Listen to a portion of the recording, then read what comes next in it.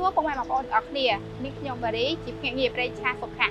ដែលកំពុងស្ថិតនៅទីតាំង Olympic Supermarket តាមបងប្អូនចាំបានទេថានៅថ្ងៃនេះខ្ញុំចង់មានអ្វីបង្ហាញបងប្អូនទាំងអស់គ្នាអញ្ចឹងកុំចាំយូរចូលទៅខាងក្នុងទាំងអស់គ្នា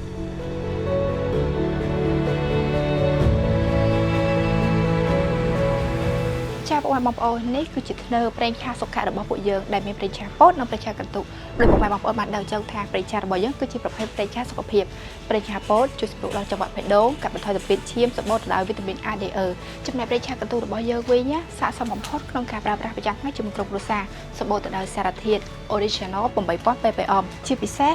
អាចញ៉ាំជាមួយបន្លែឆៅបានថែមទៀតដែរចឹងប្រសិនបើម៉ែបងប្អូនចង់បាននៅប្រេងឆាសុខៈរបស់ពួកយើងបងប្អូនអាចទៅរកបាននៅផ្សារទំនើប Olympic Supermarket នៅគ្រប់សាខាបាន